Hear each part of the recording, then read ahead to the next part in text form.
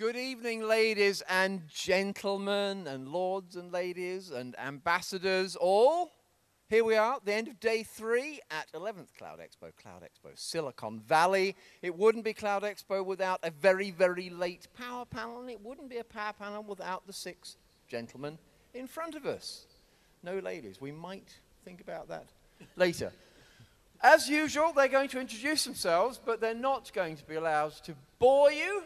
So we have to find a new way of introducing yourselves. So please, tell us who you are and who you work for, and then tell us what was the single most positive thing, from a technical point of view, about cloud computing in 2012. So, I'm going to start with you, Alistair. So please introduce yourself, but we must know from you what, in your view, was the most positive technical development of the year. Go. 2012. Alistair Farquharson, CTO of SOA Software. I have to say probably the most positive thing, or at least the thing that benefited us the most, was Dev and Test in the cloud. Dev and Test in the cloud, says Alistair Farquharson, CTO of SOA Software. Dan. Dan Graves, Cloud CTO at Symantec. So for us, obviously we care a lot about security. I would say the biggest development for me this year has been that when I go knock on the door of some large cloud provider, they're interested in talking about how they're going to secure their platform as opposed to having security be something that don't need to worry about they're right now. Actually interested. Okay, that's good.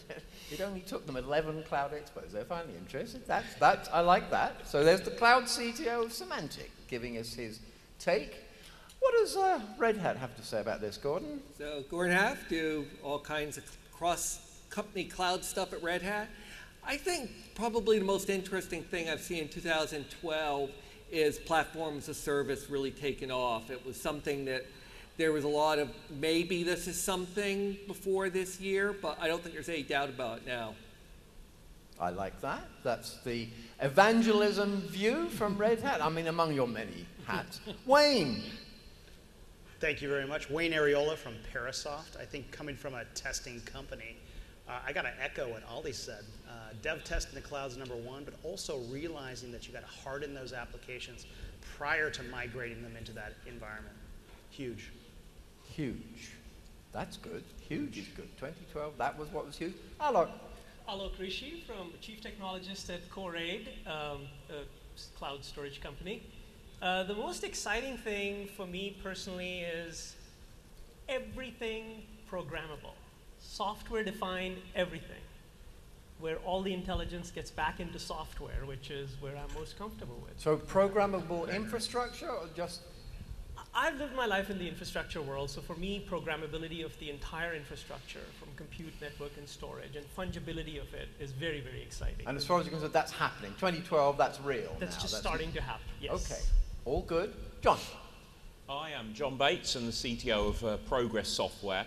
And I would agree with Gordon for one thing, that the platform as a service coming into serious, I would agree with that. But also I might say that things around the platform as a service, that people getting interested in, for example, data integration as a service, and that's something that I think we're moving up the stack. That's the thing I've seen this year. We're not just focusing on infrastructure as a service, moving up the stack, so not platform data and so on. All right, so all very up. So we don't want that to last, do we? So let's take a contra view. I think it was Gartner who always said, I assume for CIOs, because that tended to be their market, doesn't it, that the only bad cloud strategy is no cloud strategy. Great for Gartner, right, because that makes business. Let's try and look at that with the CTO's hat. I mean, Dan would be out of a job because he's now called Cloud CTO. So why don't we try that same thing? Is the only bad technical strategy these days in an IT company to have no cloud strategy? Is it an option? Can we not have it because it's a given, all these people sitting here? But we've got to ask the question. Is it a red herring, Alistair? No, I don't think so. I think that it's become a real way for people to lower their costs, increase their agility. But didn't you say that about SOA? Yes, we did. I rest my case. No, I mean, I just want to put it out there. No, it really does. I mean, as being a vendor that both offers a cloud offering, our software is available in the cloud. We don't offer cloud as an infrastructure, as well as a company that uses cloud intimately internally for our own development activities and our own test activities. I can really see the benefit of it. So companies who are ignoring that, certainly you can do it. You can live, in Antarctica if you really want, but it's going to be harder. And it's going to be potentially more expensive, and you're going to be potentially slower to market. That's very gently put. Yeah, but the thing I would say that I've seen is when companies consider what they should do in the cloud and what they should do in their own building, it starts to be very similar to the old conversation they've been having for the life of the company, which is what should we do as a business and what should we not do as a business, right? So it's creating a fundamental reevaluation of should I be in the business of creating this kind of technology or not? Should I be in the business of running this type of service or not? And so in many cases, companies are going through a very careful analysis, starting at a business level, that eventually results in a cloud strategy of where do I put investments from a technology standpoint and where do I let someone else do that for me? And it's really, really, it's kind of obvious in a way. Should we have our own lawyers or should we outsource lawyers? But from a technology standpoint, then it comes up with all of the constraints of, all right, that's your business strategy, and now how do you actually make that happen, whatever those issues may be. I like that. Gordon. Well, I think, first of all, one of the big problems here is vocabulary. So what do we mean by you need to have a cloud strategy? I mean, if it means having a strategy that sort of says, well, we put everything into the cloud, in the public cloud in some sense, I think that notion has been pretty much debunked. If it wasn't debunked before this year, it's debunked now. I think more broadly, yes, companies need to have a cloud strategy, but like anything else in IT, it's certainly possible to do worse than doing nothing if you, for instance, decide to get yourself totally locked in to some single vendor and spend millions of dollars doing so. Right, so do no harm comes to mind. You might take that stance. Wayne. Well, given the fact that most of our jobs are predicated on some sort of adoption of cloud, I think we have to agree that the business aspect of this is utterly viable. And number one, I know we're kind of geeks out here and we want to talk about enablement, but this is a business discussion. And the enablement part is critical. Yet, when we look at the business value associated with migrating some of these processes off our premises into the cloud, so we don't have to manage customization, don't have to manage any kind of alteration and the expense associated with it, it makes perfect sense that this is a very viable option. Alok. So at the risk of sounding a bit fanatical, I spent 20 years at Sun Microsystems building helping build data centers, took 18 months and whatnot. When I left Sun to start a company, I was absolutely convinced that the only people who should be buying hardware are the ones that make it and put it in their inventory to sell it. Everybody else should be using a shared public cloud eventually, And of course, there's a path to that. There's a level of comfort, and hybrid clouds and private clouds are a certain natural way to get over that anxiety and letting the technology mature. But I think ultimately, people are going to be comfortable with their data and computation all being in a shared public cloud, because I think that's where the most efficiency comes from. I should just point out, but don't let him know, that being a bit fanatical is like being a bit pregnant. Not possible. John. Well, if the question is it possible to not have a cloud strategy? Well, it's possible. Is it can you survive? Advisable? So is it advisable? Well, I would say no, but I have lots of extremely successful customers who would say, look, I'm just not interested in having a cloud strategy. I have a niche business. I do, I've got an application. I sell it into a particular space in a particular geography.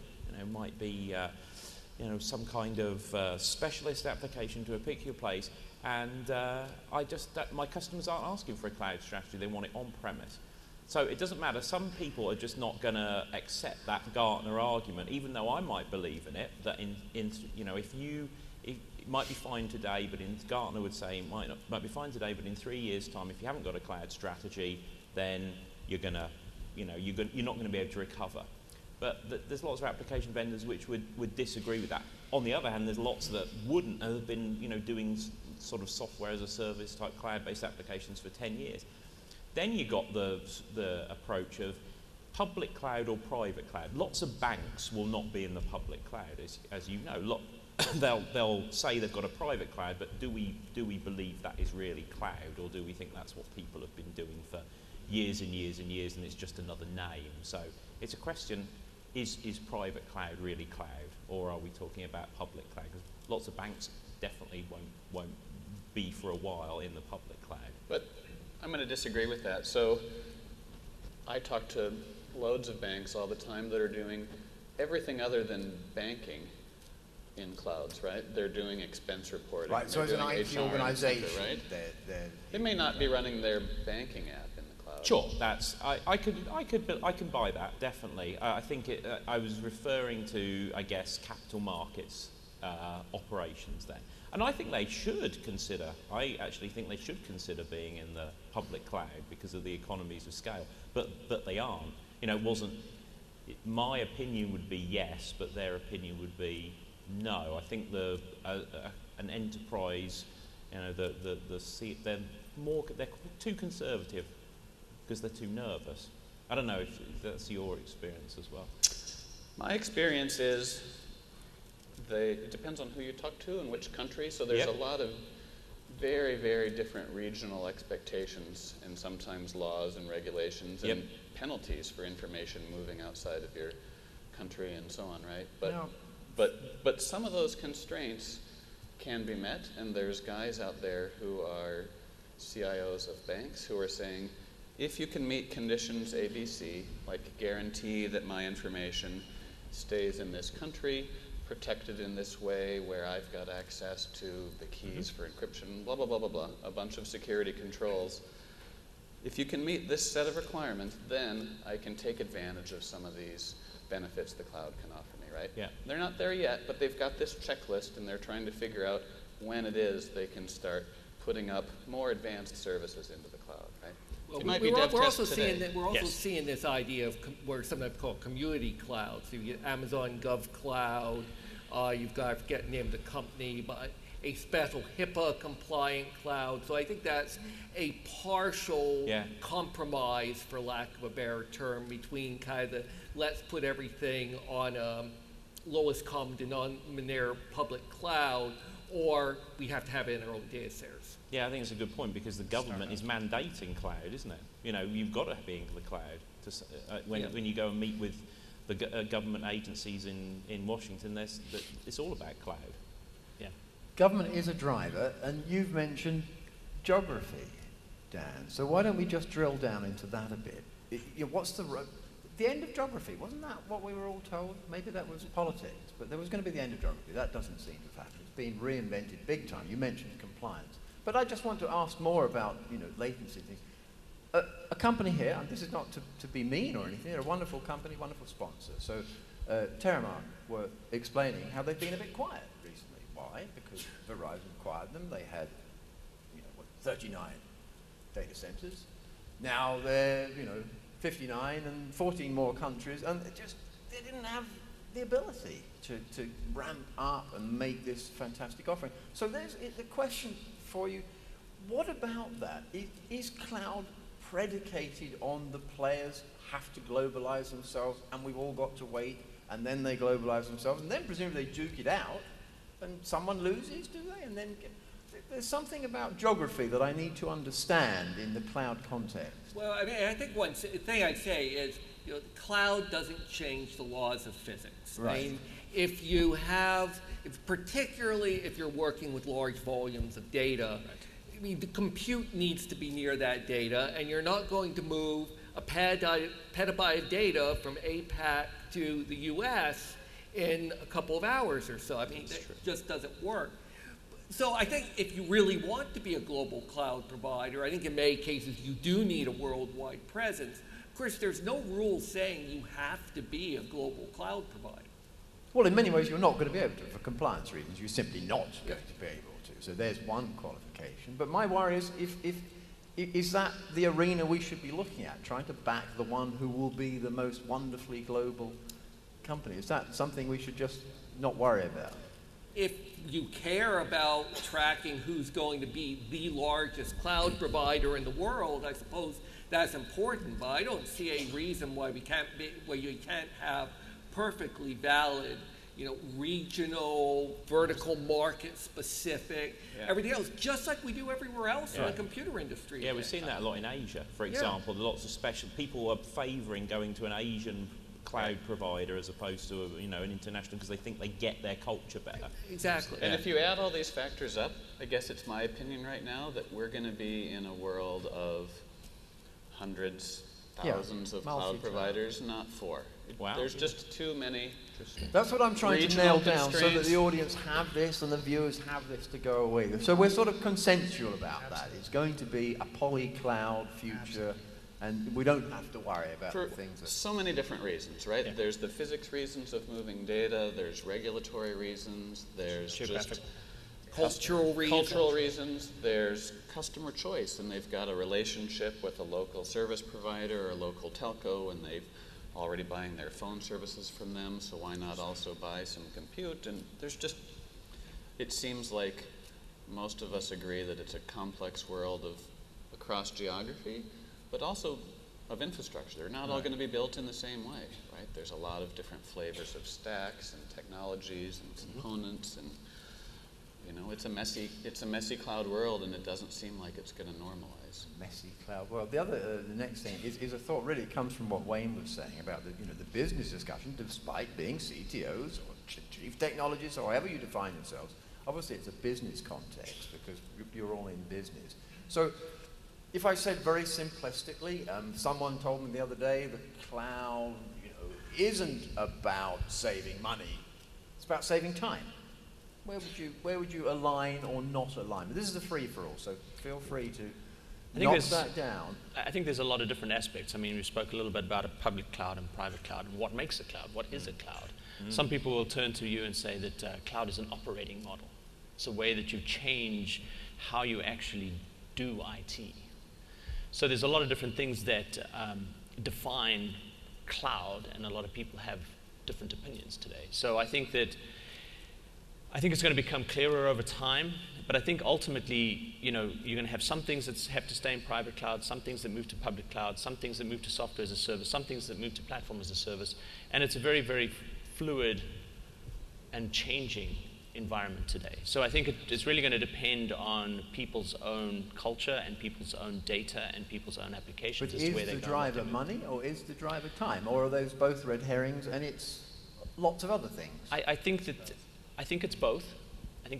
I think that some are harder to achieve than others. So you're going to potentially spend more money at first, and it's going to potentially take you more time at first. But then afterwards, you get your second and third applications deployed, or you complete your initial migration, and after that, each subsequent version is much, much quicker and much, much cheaper.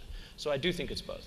But as we do realize that when we're bringing new technologies in, and I know all of us here have been in the forefront of cutting-edge type technologies emerging into the infrastructure, the productivity argument's great. We love it, but you don't lead with that. You're going to get slaughtered, right? So the dollar cost associated with saving that hard cost is really what's going to lead this emergence into the next layer of cloud adoption. Then I've had problems with that, though. I have had problems with that where people say, well, I'm buying it. I don't want to lose my job. Well, so you do see agree. some of that. So you have to persuade people that they're just going to change what they do. They're going to stay with their job, but they're going to get much, much better, much, much faster. They're going to be able to do more with the same people. But what I'm trying to say So is the CapEx element to that and the hard dollar cost associated with this kind of transfer of infrastructure is the one that they're going to predicate the decision on at first. Then it's going to come down to a migration around productivity and evolution of business process around that infrastructure. And that's what's going to actually see the explosion in that growth. I mean, let's be real here. Cost always matters. Important. I mean, This is good to hear. I do honestly believe that when I talk to our customers, I mean, they really are interested in this cloud stuff, is getting new apps and services online more quickly, being more flexible, getting the repetitive stuff out of the way. And that's absolutely what they're most focused on. But you can't just then go and say, oh, it can cost whatever it wants. I don't care. But back to where we started on geography, let's say you've got a service and you want to deliver your service across multiple geographies, and you want to have customers in Germany and customers in Italy and customers in France, that's a long and slow and expensive process to build up your own data centers in all of those countries. If you can find a partner who has cloud IaaS service or PaaS service ready to go, can pop up an app and they can start getting to market much more quickly in those. That's about speed, right? And it's about revenue, so it's still about numbers. But the speed definitely matters from a global delivery standpoint. All right, well, just before, go on, John. Who was that, or Alan? Well, you go ahead. Take turns. I'll have gentlemen. I was just going to say that, you know, I don't see those as two independent axes. So time and money, you know, as you look at the money component, again, coming from an infrastructure play, all the infrastructure is getting cheap, commoditized, flat networks, programmable. The programmability of that cheap, commoditized, unified APIs kind of an infrastructure makes it very rapidly deployable and easy to mold to your application needs or service needs. So the infrastructure just comes into play very rapidly, whether you're doing dev test or whether you're actually moving that into production. So I think the cost and the agility are very closely tied, at least from the viewpoint where I see it, which is from the infrastructure, the storage, the network. The problem I find is that people think that they can take their existing applications and shove them in the cloud. And that's very difficult to do. So you're bound by the constraints of their SDLC. And then you're also bound by the fact that people actually have to figure out, again, what their application is and what all of its dependencies are, and then somehow figure out how they're going to take that to the cloud. So it is a bit of a task to get it there, I think. So it's sometimes a challenge just to take an existing app and move it into the cloud. The real benefit comes when you've figured out how to do continuous deployment into the cloud. Everyone talks about agile development. I like to talk about agile operations. How do I get 10 minutes from code check-in to up and running infrastructure? And then if there's a bug, how do I just throw it away and my next check-in's got the bug fix and that infrastructure's up and running again? And how do I swap my existing production endpoint, destroy all those VMs and replace it with these VMs running a complete topology? And how can I do that in 10 minutes? And if you can get to that point, then you're really seeing time and money savings, incredible time and money savings. But it's sometimes a bit of a challenge to get an existing legacy application that's tied to a mainframe and a petabyte database into that kind of model. Yeah, I mean, it depends who you are, doesn't it, really? I mean, it does. Everybody here is making valid points. It's not very controversial, I'm sorry to agree with everybody, but you're right. Actually, that's very controversial. It could be, actually. This could be a first. The infrastructure service, you're absolutely right. It's, if you're the CIO or something looking at the total cost of ownership, it's that infrastructure. You can't really beat the cloud, and it's going to keep coming down, isn't it? But if you're a line of business person and you want an app, or you want a business process management, or whatever it might be, an app or some kind of PaaS or modeling capability in the cloud, to be able to switch that on and to have it, if you know what you want and somebody can just switch it on as opposed to getting in the machines, provisioning it, doing the integration. I mean, if you've ever been through that, it's agony if you're a line of business person who just wants to go. That is really the time. So I think if you're at the SaaS kind of level, or the something that's going to give you a solution level, that is just like unbelievable, just to be able to switch it on. And then, as I was talking about this morning, to be able to elastically scale it as you get something coming in, like a product recall or something like that, to just go like that without having to bring in more machines. And I mean, that's so medieval, isn't it? Bringing in machines and provisioning them and putting software on them, and that's the cool thing about it. Not quite sure it's medieval, John, but you may know a different history. Just evil. Just leave it at evil. 2 words. You know what they are.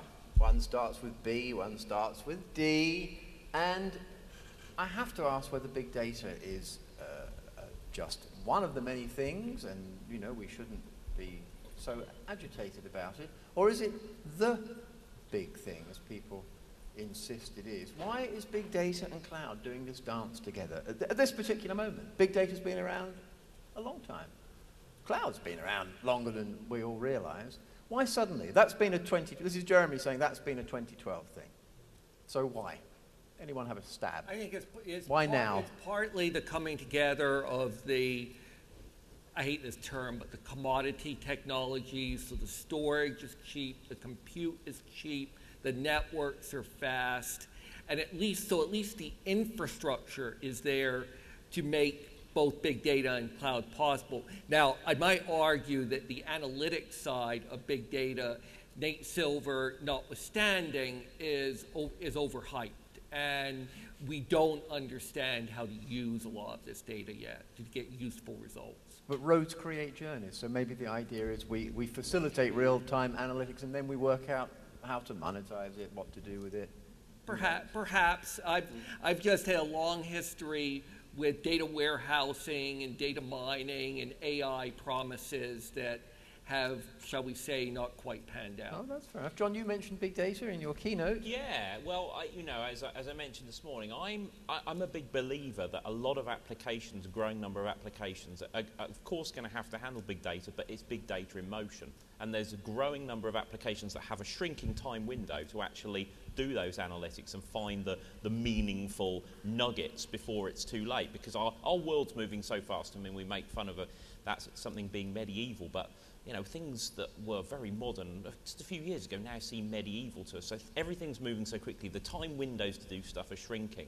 So you've got to be able to get on top of that big data in motion. I agree with you, the analytics is not panacea. There's some interesting techniques, whether it be complex event processing, well there's Hadoop for sort of more static big data, and then there's things that are coming together for big data in motion, but we're not completely there yet. That is going to evolve. I agree with you. Yeah, I think particularly when you bring in kind of the social component and ad targeting, exactly. that is very immature That's at this right. point. Yeah. But I like that. Nice distinction. Big data in motion. I like that. We've got to let people go and drink and do whatever they need to do. So we've obviously got to think of a way of rounding off. And really, the best way to round off is to be concise and see if we can limit you chaps to something that you can give to the audience. So how about, remember the real estate thing? What was it? There's only three important things, aren't there? Location and location. So you only get 3 words.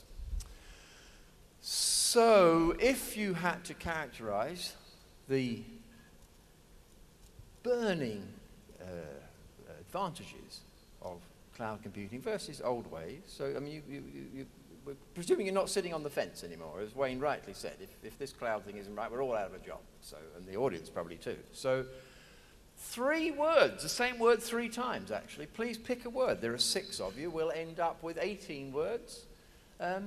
It's got to be the same each time though, Alistair. So what are the 3 most incredibly important things about cloud computing from your view? But it's only one word really. Just say it 3 times. Agility. Agility, agility, agility. So that's gone. You can have the same one, but Alistair's plumped for agility. Daniel?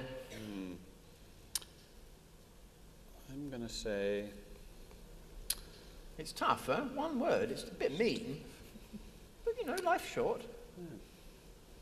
Outsource, outsource, outsource. Outsource, outsource, outsource. Okay. Flexibility, flexibility, flexibility.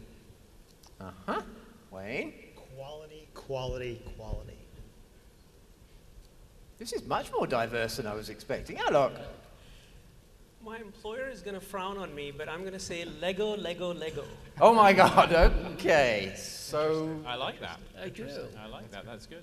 See, that'll stick in people's minds. So what did he mean by that? They can come up to you afterwards if they don't understand. John? Well, I'm going to say everywhere, because... You've got to say it 3 times. I've got to say the same word 3 times. Same word 3 times. I know it's a fearful constraint. Everywhere, everywhere, everywhere. Thank you. Oh, that's so poetic. But you can explain it. Yeah, because the apps that are evolving are not just flat apps. They're going to be mobile. They're going to be scalable, elastic. And how can you possibly global? How can you possibly do that unless you have the back end, which is everywhere? So your app front end's going to move around, but the back end's got to be scalable, and it's got to be everywhere. You can't take your big pieces of hardware with you. I like that. So what did we prove, ladies and gentlemen? We proved that if you take 6 experts, you get 18 different opinions. It was a slightly curious way of proving it. Let's please thank, in the time-honored fashion, the CTOs and chief technologists and incredible executives of SOA Software, Symantec, Red Hat, Parasoft, Coraid, and last but not least, Progress Data Direct. Thank you in the audience. Thank you, panelists. Go to the bar. However, don't forget to come back. We've got the CTO of Cisco keynoting tomorrow and after.